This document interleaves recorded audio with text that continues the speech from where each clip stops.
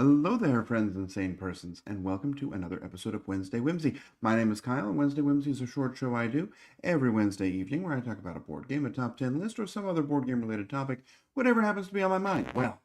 Last week I was at the Dice Tower Retreat. The Dice Tower Retreat, of course, is an event that occurs in Florida. It's now in Orlando. It used to be in Miami, but it is a small, intimate board game playing convention. So no vendors, and it is it's the Dice Tower Library, the Dice Tower YouTube channel, and about 130 people in a large conference room.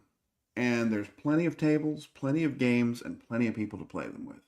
And really, that is what you do at this convention. You just go and you play games, and that's how it is. I really enjoy it. In fact, I think it might be my favorite of the annual sort of game events that I go to.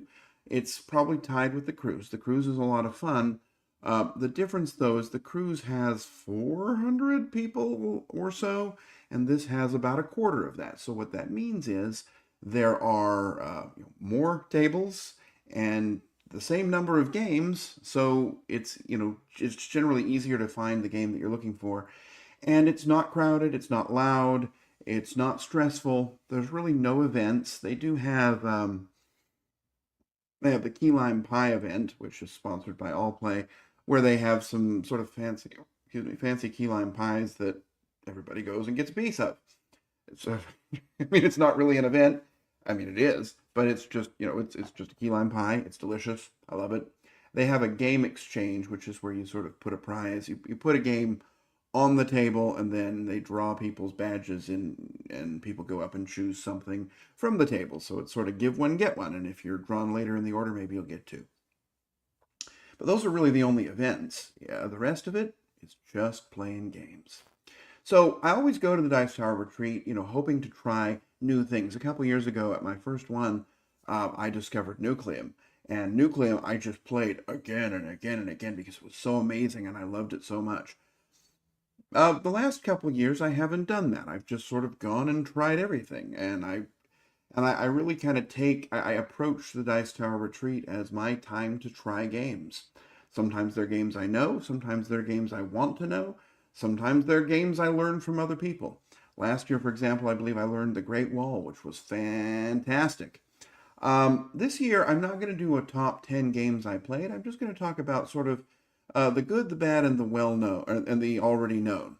And I'll tell you sort of the best games I played, the worst games I played, and kind of my thoughts. One thing I love, if ever I go to an event like this and I come away without a whole lot of games I need to buy, that is a win. I mean, the convention pays for itself.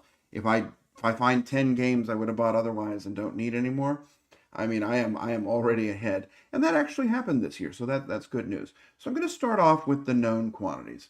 These are games that I went to the Dice Tower Retreat already knowing, having played a bunch of times, and it really wasn't anything new for me. In many cases, these were games that I taught to other people. Maybe I saw somebody at a table with a teacher's wanted flag, or maybe I just happened to think, well, this is a game I haven't played for a while. I want to go ahead and try it. So let me pull up the website here. Hold on. Technical difficulties again. They keep moving the button. All right, let's go to this. All right, there we go. So the number one game I played, the game I played the most times at Dice Tower Retreat, was, of course, you would certainly guess it if you know me, Summoner Wars. I taught Summoner Wars lots of times. I played it lots of times. It's a game that that I enjoy, and it's a game I enjoy teaching to people. And play it with me at the Dice Tower Retreat. I promise I'll help you have a good time. So it was a great game, but not anything new for me at all. Another game that I played that was not new for me was Luthier. Luthier I had played just a few times before, but it's one you'll see I give it an 8 out of 10. It's a great game, and I was looking forward to sort of trying it with some other people and getting a new perspective on it. Had a great time playing it. Taught it really. The teach went really well. The game went really well. Not really a surprise there. Another one that I knew I kind of went there wanting to teach and play with people was Dante Inferno. I talked about that last week. This is a great game, and I really wanted to try it with 4 people. And the first day of the retreat, I walked down and there was somebody puzzling over the setup information, and I said, "Hey, can I help you with that? And do you want to play?" And so we played through the first scenario, which is a really good learning scenario. And I will tell you, this game, I enjoy it at 2. I enjoy it solo, but at 4, it really sings. This game, I mean, I rated an 8, but it might go up to a 9 at 4 players because that is 4 people having a great time, a good challenge, and I had a great time with it. The game went perfectly, and I just really think this is a great game. And the last sort of known game, well, there are 2 more. The last, let's see, there was Skara Brae, and Skara Brae was kind of fun because I set it up, and a person that I ended up playing a whole lot with came over and played it with me. Skara Brae is a fantastic game, even though I talked about it on a Wednesday Whimsy a couple weeks ago. The look of the game kind of belies what's inside, but the gameplay itself is really a lot of fun. It's largely simultaneous, so it doesn't even take that long, and it's just a fantastic game. And then the last kind of known quantity, which I don't think I've talked about on Wednesday Whimsy, was Galileo Galilei. That same person I played Skara Brae with said, "Hey, do you want to try this?" And I said, "Sure, I'll teach it to you." I, had to remember a couple of the rules, but it went pretty smoothly. A great game that I enjoy. It's from Thomas Hulek, which is, it's one of the 3 great games he put out last year. Those are kind of the known quantity games. Now, there may have been some more that I just am not remembering. But those are games that I went to the Dice Tower retreat already knowing, looking forward to playing, not necessarily new, but yeah, there we go. So now let's talk about the duds. I approached Dice Tower retreat hoping that I could play some of these games. I never want a game to be bad, but these are some games that I played, and they were either not good or not good enough. So that's kind of where we are here. And I really came away without the need to buy them. So the first one we're going to talk about, open it up here, is Thebai. So this is a new tea game from David Torzi, a designer I really enjoy. The game itself is really kind of soulless.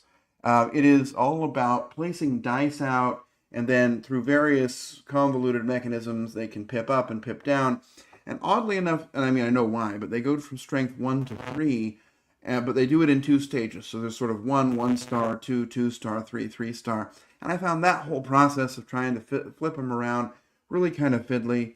The game has nothing to do with anything. It's really just about that.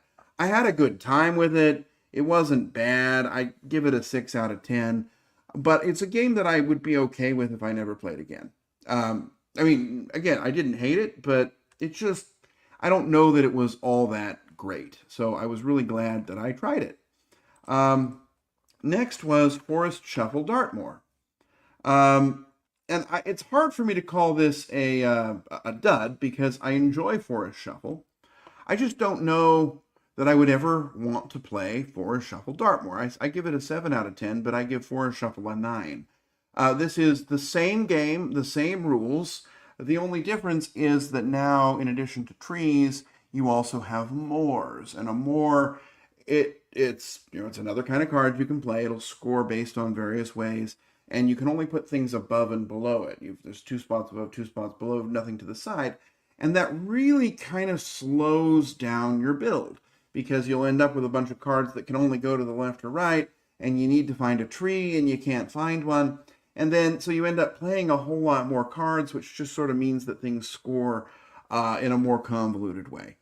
I love Forest Shuffle, and if it didn't exist, I probably would have rated this higher. But because it does exist, I don't know why I would ever choose this over the original. So, Forest Shuffle Dartmoor, kind of a dud.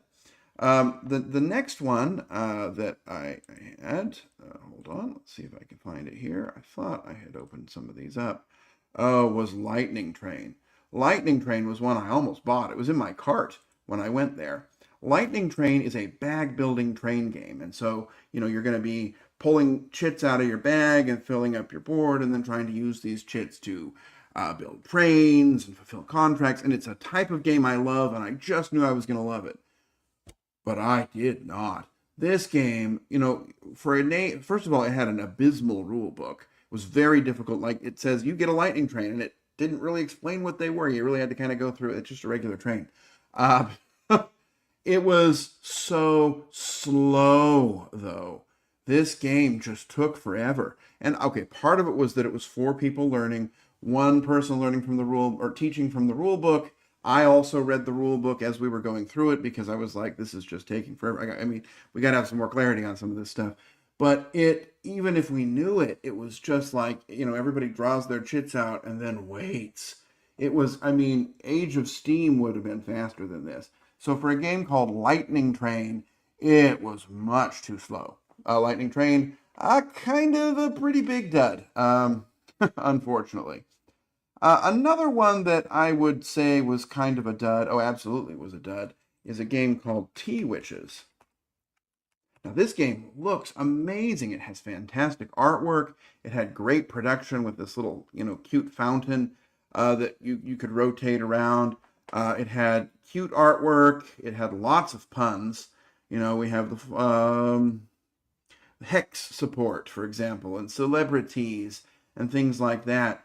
But it was such a dud. The core mechanism here is you have a deck of cards and there's 2 of each color, and you're going to flip over until you decide to stop. And if you flip over 2 of a kind, you're 2 of the same color, you bust.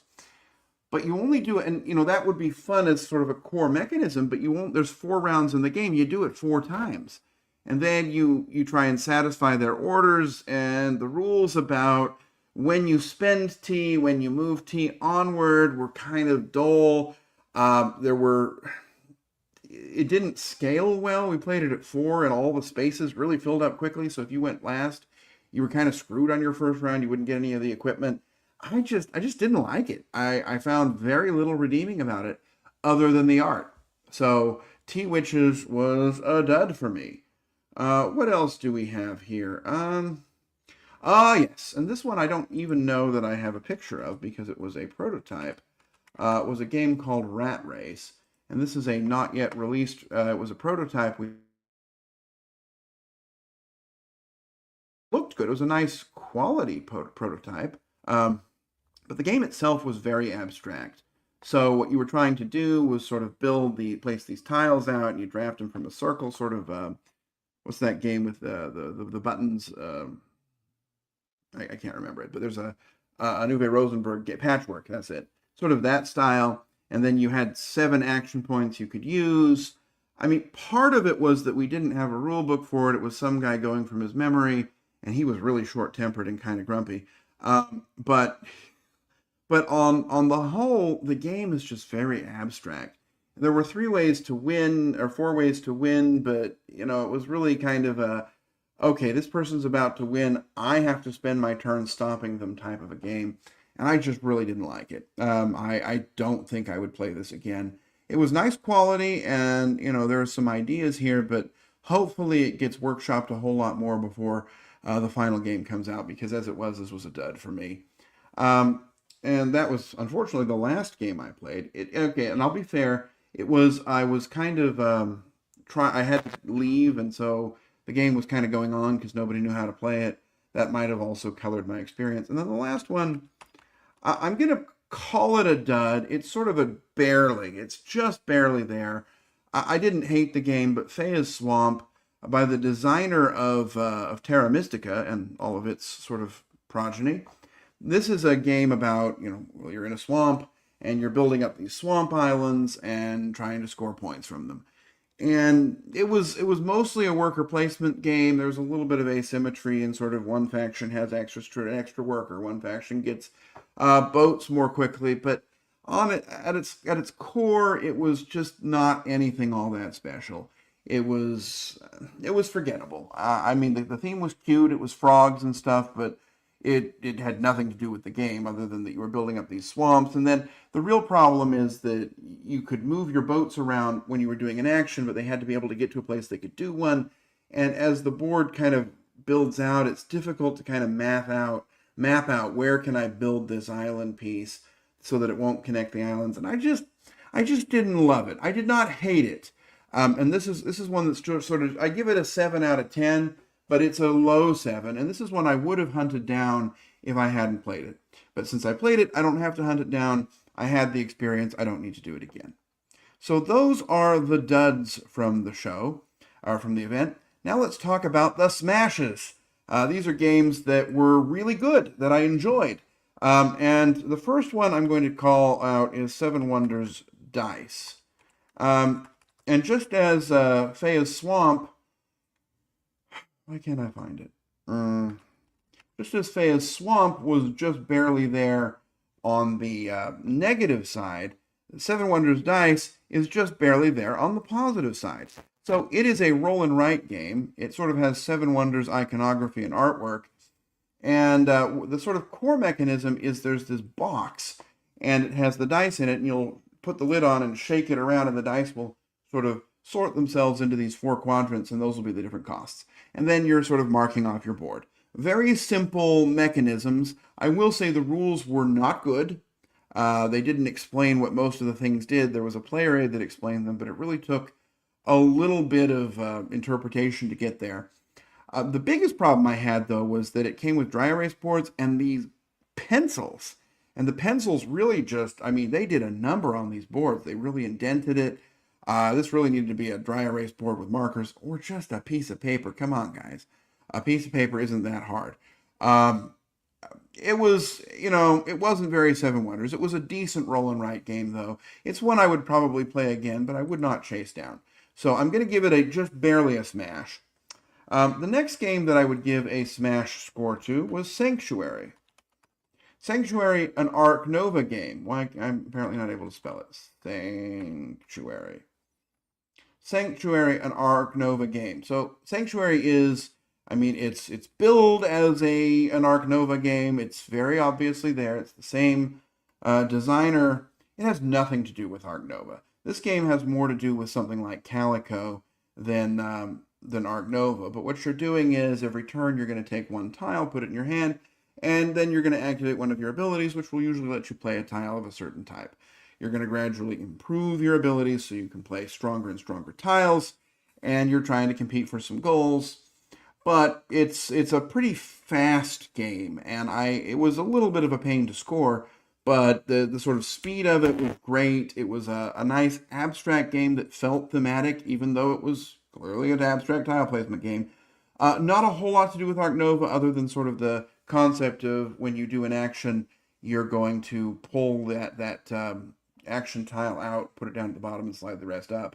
The rest was, and obviously a zoo theme, but it was really good. I liked it. I would gladly play this one again. I don't know that I'll go to great expense to hunt it down, but when it becomes widely available, I'll gladly pick up a copy. I enjoyed it. I don't know that Arc Nova, your experience with Arc Nova will color your experience with this game either way, but it was pretty good. The next one I played, I will say, was Guildlands. Guildlands was pretty good. The rule book was really bad. It did not explain a whole lot of things, and you're supposed to sort of then look at your player aid and figure it out. Eventually I got there, so that's why it gets a ding for me. But it was fun. It's a tile placement game, but everyone has their own sort of asymmetric actions, and everyone's scoring differently, and so you're partially trying to build your own sort of whatever it is that you score. Is it a long road? Is it sort of squares of these towers? Is it these circle symbols? While also trying to slightly sabotage other people. But it was short, it was fast, not best at 2, but a pretty good game that was pretty enjoyable. I liked it, and it's one that I got from the Game Exchange prize table, so I'm glad I liked it, since I have my own copy now. The next one I would talk about was Citizens of the Spark. Citizens of the Spark is the first must-purchase from Dice Tower Retreat. This is one I've already ordered a copy. It was really good. So it's got anthropomorphic animals, but it's got great artwork. And each of these, you're going to pick from a large variety of decks, shuffle them all together, and then just play.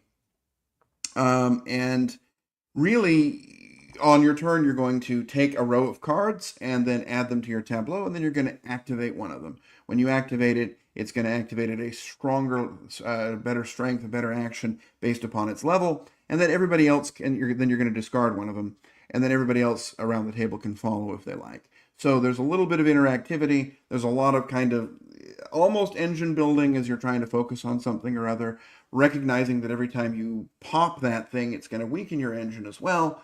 But it was snappy. Once we figured it out, it was really good. I'll tell you again, the rule book was not great. I really wish there had been an explanation of each of the characters. I mean, belt and suspenders this, because it said this defends against an attack. Okay, what is an attack? Well, an attack is something that's printed on a card. It uses this term called variable. And I mean, we had such a hard time getting some people to understand what variable meant. Variable just meant X, and X is equal to the number on the bottom of the card. But people were saying, well, I get a variable. What's a variable? So I really wish that somebody had taken a better look at the rule book here. But the game itself was great. It's the right length. It's the right complexity. It's one that I think I'll get to play a lot. I have my own copy on its way. Very good, Citizens of the Spark. The next one was Teenage Mutant Ninja Turtles Unmatched. Let's see if I can find it. This is one that would have been a must-buy, except I have it coming from the Kickstarter. I don't know why I can't find it. I had it up a minute ago. Let's see if I can find it here. Unmatched Adventures, Teenage Mutant Ninja Turtles. So, I mean, if you like Unmatched, it's 4 to 6 new characters for Teenage Mutant for Unmatched. There's the 4 turtles, and then Krang and Shredder are playable characters as well. You can also take on Krang and Shredder in this game. I played both scenarios. Both were very challenging. Krang wiped the floor with me. Shredder was a close loss. And that could have just been, Krang's a little swingier. And Shredder was a tight game that we eventually lost. But they're both good scenarios. If you like the sort of cooperative Unmatched, this is more. It's great. It was a lot of fun. If you don't like it, but want the 4 characters, they're fun too. I like Donatello best. I like Michelangelo second, Leonardo third, and Raphael the least of all. He felt a lot like Angel. But none of them are duds. They were all fun to play. And again, both scenarios great. I wish that these cooperative scenarios were coming out more than once every 2 years, because we need about 10 to 15 for the system to really sing.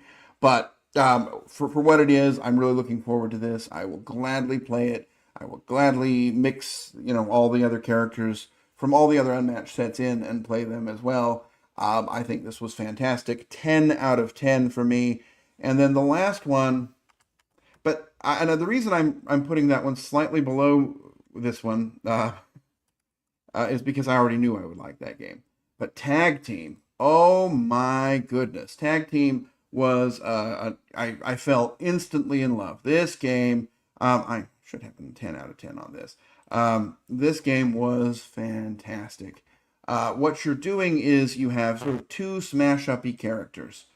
You'll pick 2 characters, shuffle their decks together, and then they each have their starting card. It's an auto-battler game, which basically means you're going to decide the order of those cards, and they're never going to be shuffled. You flip over each player flips over the top card, you resolve their effects, second card, resolve their effects. Then, when you're done with the deck, you're going to pull out 3 cards from the top of this random stack that you shuffle together and pick a new one to add to the mix. And it'll go at the top, or the middle, or the bottom. You can choose, but recognize it's never going to change. And so, as you go through, you're kind of reacting to what your opponent's doing and building your own little deck in that way. But the other fun thing is that all of the characters do something completely different. The ones you see here, you've got Joan. She has this divine voice, and it goes around and she powers up herself and her teammate. This one here, this pirate queen, she has ships, and she's going to go up this ship track, and she'll be able to do different things based on the number of ships she has. This one over here is the Wild Bunch. They have this sheriff thing that's going to go back and forth, and when you have the sheriff, it affects, you get bonuses. When your opponent has it, they get bonuses. But this group is really tough to hit because they only take 1 damage at a time. And this one over here, I think, is Mordred.